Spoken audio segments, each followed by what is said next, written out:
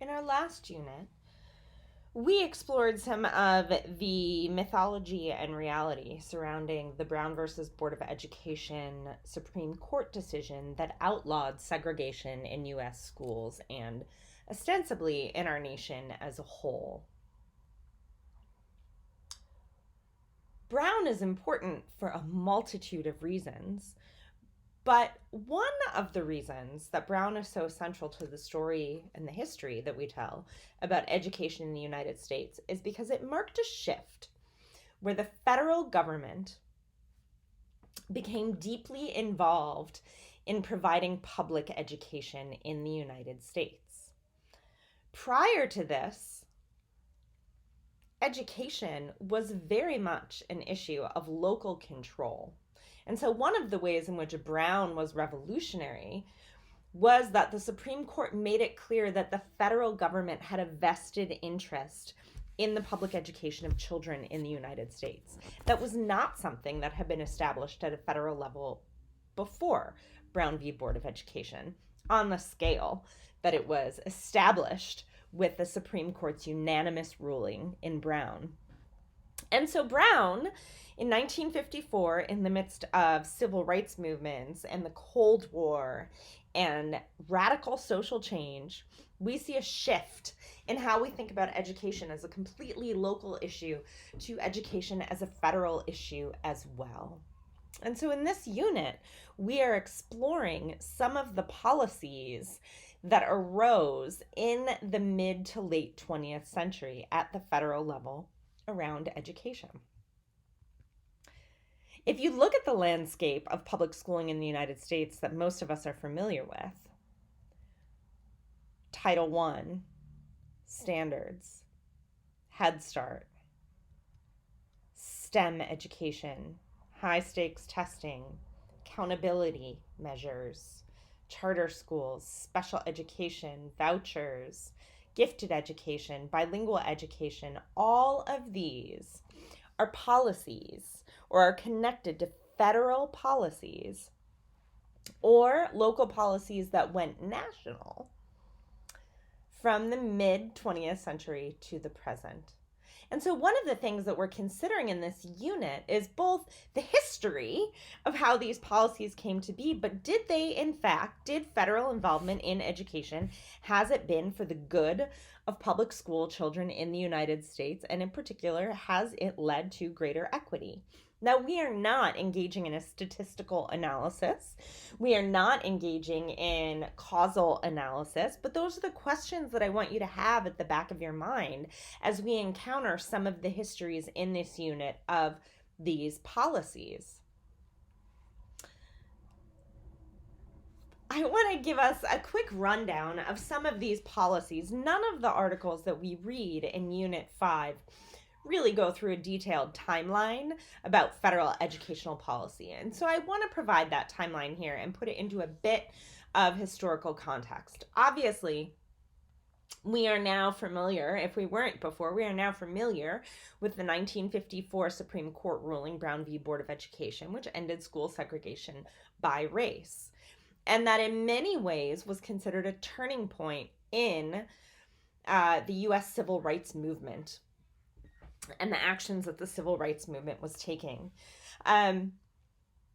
Changes to federal educational policy in the U.S. became part of the civil rights movement and the federal government's response to it, particularly under President Lyndon B. Johnson and his plan for the Great Society and his war on poverty. We see education taking a prominent role in that legislation. In the 1964 Civil Rights Act, for example, which is row 3 here, the Civil Rights Act established protected classes of groups in the United States who had faced discrimination and made it illegal to discriminate against them. This is where racial discrimination gets protected in the Civil Rights Act, and that extends to schools. The Civil Rights Act also mandated desegregation via redistricting, busing, and magnet schools. This is where we see de facto segregation, the kind of segregation that just happens right? I'm saying that in quotes, that just happens, that isn't mandated by law. The Civil Rights Act calls attention to it and calls attention to the need to desegregate, even in de facto segregation in school districts. LBJ's policy plan also included the 1964 Economic Opportunity Act, which at face value we might not think of as an educational law, and yet it is what established the Head Start program, which, if you don't know, Head Start is a program funding early childhood education for low-income children in the United States. It is still going strong today. A year later, in 1965, the Elementary and Secondary Education Act, which still exists today, continues to be reauthorized, most recently as the Every Student Succeeds Act. But here is where we really see an explosion of educational policies at the federal level. Title I funding, which provides extra funds, block funding, if you will, to schools with a certain percentage of low-income students. Title IX should be in the Civil Rights Act, but we'll leave this here. I believe it's in both, which is against gender discrimination in schools and provides equalized funding and protection against gender discrimination in schools. The Elementary and Secondary Education Act also established something called the Equal Educational Opportunity Commission, which we'll talk more about in a minute, because this is one of the things that comes out of this wave of federal educational policies that transforms how we as a nation think about education and educational quality. It gets us thinking about the idea of educational inputs, as in how much we're spending on schools, versus educational outputs, right? How are students performing? What are the outcomes? And the EEOC is established in the Elementary and Secondary Education Act, in essence, to interrogate whether compensatory education, which is educational funding and opportunities that are provided in compensation to groups that have been marginalized, minoritized, or discriminated against, the EEOC is tasked, essentially, with figuring out if compensatory education works.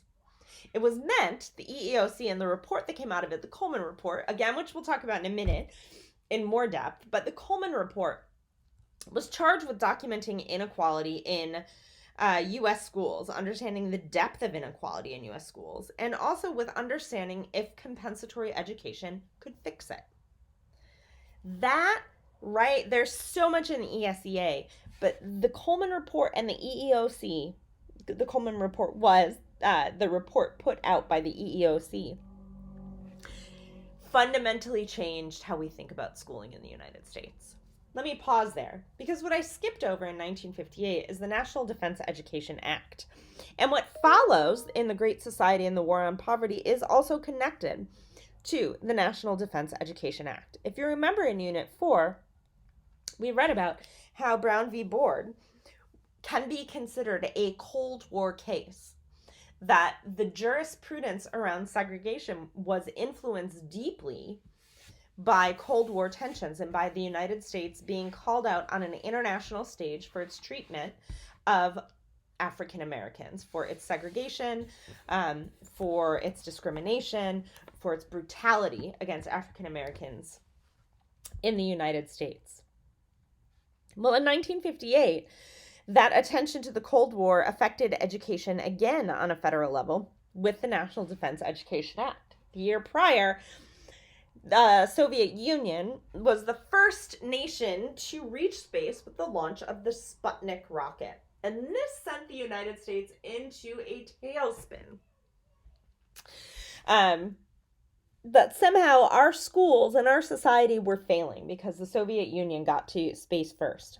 And so in response, and remember the space race was an essential part of Cold War strategy and battles, the National Defense Education Act established funding for things like STEM education and gifted education. That if we could train our brightest minds and if we could train them in STEM subjects specifically, we might have a fighting chance against the Soviet Union. Later laws, Civil Rights Act, the Economic Opportunity Act, the Elementary and Secondary Education Act, all of these too, while they were framed in terms of doing what was morally right, they were also deeply embedded in rhetoric around economic prosperity and being a global leader in democracy. If we pause there, you can see how in this very short time period, the landscape of public education in the United States changed deeply. But it didn't end there. It continued throughout the rest of the 20th century. We have things like the Lau v. Nichols Supreme Court case, which established bilingual education as a civil right. The Supreme Court found that, given the Civil Rights Act and what it established as protected classes, what it established as discrimination, that bilingual education, when it was not provided for students who were learning English, that their civil rights were being violated. In 1975, we see the passage of IDEA, the Individuals with Disabilities Education Act. It was called something different at the time. It was renamed in the 90s, I believe, the 80s or 90s. But it is now known as IDEA, the Individuals with Disabilities Act, which prior to this, special education was not guaranteed. Special education was not a right for students who qualified for it. But IDEA establishes a free and appropriate education for all students, regardless of ability or disability. All of this is happening without a Department of Education. It isn't until 1979 that the Department of Education becomes a cabinet-level position in the federal government. I believe that is 1979, Carter, right, would be president. But so education is made a cabinet-level position in the federal government. We later, something I left off here is the Nation at Risk report under President Reagan, another Cold War influence document that established that U.S. schools were in grave, or that U.S. society was in grave danger because of the failures of public schooling in the United States, and that we needed to radically change U.S. schools to become more rigorous, more based on science, and hold teachers and students and school boards accountable. You begin to see the rhetoric around accountability ramping up at that point. That is like 85, I believe. I'm sorry, I left it off this timeline. A few other laws that I want to talk about that maybe didn't happen at a federal level, but then took off because they mirrored much of the rhetoric at the federal level. The first voucher program in the United States was passed in 1989 here in Wisconsin, the Milwaukee Parental Choice Program, still going strong. And in 1991, the first charter law in the nation was passed in Minnesota, Statute 124, ushering in the era, both of those together, ushering in the era that we now know of as school choice. And then in 2001, we see a reauthorization of the Elementary and Secondary Education Act as No Child Left Behind. And this is where we see the mandate from the federal government on high-stakes testing, on punishing school districts and schools that do not meet benchmarks for those high-stakes testing, and where we see rhetoric over decades around competitiveness and economic prosperity and global authority from the United States coming to a head in the No Child Left Behind Act. Prior to this era, look at how much was happening in public education at a federal level or at a local level, but quickly multiplying to states around the country. When we look at this, we see what a radical period of change schools were facing. And so again, the question that I would raise for you while you are reading is that did these policies improve education? And did they improve equity in education? Again, we're not engaging in the statistical analysis or the document analysis or firsthand social science research to really answer that question in terms of proving it. But it's something I want you to think about because we take for granted this idea of the forward march of progress in the United States, in education as well as elsewhere. And we've adopted a rhetoric around education as the civil rights issue of our day. But what does that actually mean? And are the policies that we're enacting under that language, are they actually furthering equity and civil rights for the students most neglected and marginalized by our policies now and in the past? Let's talk about the Coleman Report. So, the Elementary and Secondary Education Act of 1965, as part of it, established, as I said, the Equal Educational Opportunity Commission, and the commission was tasked with studying the state of educational inequality and ways that policy could or could not influence equality and inequality in schools. The EEOC report, or the EEOC charter, the task, was taken on by James Coleman, a sociologist at Johns Hopkins University. A study like this had never been done in the United States before. He was making up the methods, not making up as in like pulling them out of thin air, but developing them, systematically developing them, as he went about investigating schooling, equality in schooling in the United States.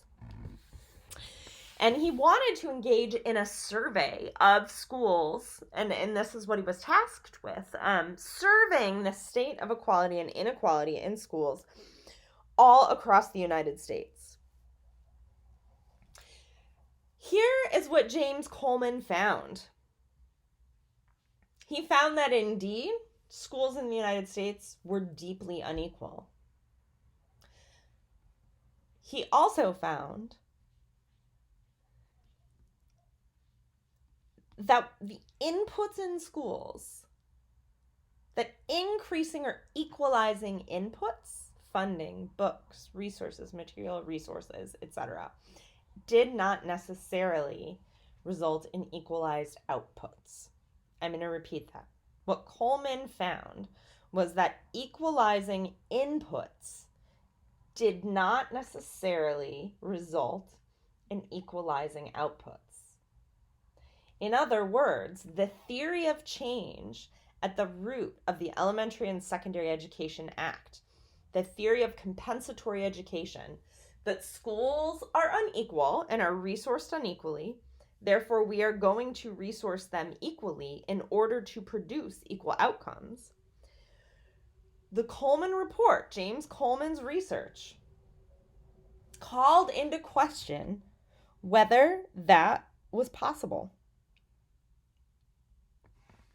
The Coleman Report and his findings that equalizing inputs does not equalize outputs have been run with over the years, right? And this is one of the reasons that the idea of increasing school funding and compensatory education are so deeply critiqued, and why policymakers ask for proof, right? That policies and programs result in measurable gains, that they close achievement gaps, that they, et cetera, et cetera. However, I want to point out a couple things. The Coleman Report didn't say that they couldn't, first of all, and James Coleman actually 50 years later at the anniversary of the Coleman Report, James Coleman talks about how his ideas were misinterpreted and that he wasn't saying that they couldn't, but he was saying that as conceived of now, they didn't that equalizing inputs were not at the time equalizing outputs. But the other thing to notice is that he was establishing methods of this kind of educational survey and the statistical analysis involved as he went. He surveyed teachers. This is survey data.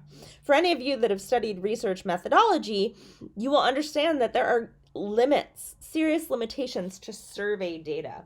We did not have the kind of national level high stakes testing data that we have today. And so much of his conclusions were based on teachers' self-reporting of what was happening in their classrooms and their schools. So the Coleman Report completely changed how we talk about compensatory education and federal educational policy, but it raises a question of whether it should have. And it also raises this question of, have we been asking the wrong questions about schooling? Have we been asking the wrong questions about outcomes? Have we been asking the wrong questions about the relationships between inputs and outputs? And here I would draw your attention to the Hidden Brain episode on the Perry Preschool Project. This is a picture of one of the little babies in the Perry Preschool Project. Head Start was a compensatory education program.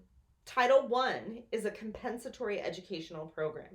Again, compensating, providing resources to marginalized and under-resourced communities, typically communities of color, low-income communities, to try to equalize their educational opportunities so that educational outcomes would be equalized. Given Coleman's findings, policymakers, understandably given those findings, wanted to know if the money that we are spending as a nation on programs like Head Start were actually worth it. Did they produce results? And so there are a couple studies that were done of some Head Start funded programs, and the Perry Preschool Project is the one that I'm going to talk about. I do want to point out that if you are a data nerd, there is wonderful economics reporting out of NBER, the National Bureau of Economic Research, by James Heckman and his team. James Heckman is the economist, the Nobel Prize-winning economist who studies the Perry Preschool Project and who is interviewed in the Hidden Brain episode that we listened to in this unit. But so what James Heckman, so initially, actually let me back up. Initially, the Perry Preschool Project, so it's this really intense program that provides wraparound services for children and families. And you can listen to the Hidden Brain episode to hear some of the teachers talking about the ideas behind this program. But it was an intense and groundbreaking wraparound program for low-income families. And in this case, I believe they were all, I think they were all Black families, but they were all families of color. And initial studies wanted to see if this program produced results. And so when the graduates of the Perry Preschool Project first went to school, they showed cognitive gains. Cognitive gains are what's measured by standardized tests. After the first couple years of schooling, however, researchers found that those cognitive gains didn't last. And so in essence, the Perry Preschool Project and Head Start funding in general was seen as not successful. Students did not hold on to their academic or cognitive gains that they got. They got a little boost when they first went to school, but then they went back to having scores on par with peers of their same race and economic status, regardless of whether they attended a Head Start program, Perry Preschool, or not. At face value, lawmakers have said, therefore, these programs are not working. But any of us who have worked in schools, who've worked with young people, despite what the data says, we know, we have this gut feeling, many of us, right? How can you say it's not working? We know that there is tremendous value and that these young people, these babies, are more than their, quote, cognitive gains. So James Heckman has done what we don't often do within educational research, and he has followed the participants in the Perry Preschool Project into adulthood. They are now, they have grandchildren. I can't remember if any of them have great-grandchildren, but he has followed them and their offspring. And what he has found is that, correct, if all you look at are cognitive measures, standardized testing, there is no gain. There is no value in the Perry Preschool Project. But if you look at a multitude of other quality of life measures, there is tremendous gains realized by alumni of the Perry Preschool Project in health outcomes, life outcomes, economic outcomes, civic outcomes, intergenerationally, right? These outcomes are passed on to the Perry Preschool Project's children and grandchildren. Heckman in his data finds that Perry Preschool Project graduates have better health outcomes, right? Fewer instances of heart attack and stroke and obesity. They have better criminal and civic outcomes, fewer run-ins with the law, right? More active, more engaged civically. They have healthier relationships. They have better economic standing, maintain jobs for longer, home ownership, things like that. So all of these measures that we care about, indeed, in the Perry Preschool Project, and it was designed in like a gold star kind of study with a control group and everything. So we're able to really say that benefits come because of participation in the Perry Preschool Project. Is that if we look at cognitive functioning, no, not worth it, doesn't work. Indeed, it's what James Coleman found. Increasing inputs didn't ultimately change outputs. But if we look at a multitude of other measures of whether or not this educational program, this compensatory educational program, was effective, we see that, in fact, it changed people's lives and over generations. And so, again, it raises this question of if we have been asking the wrong questions about schooling and whether or not schooling and federal educational policy around schooling is effective.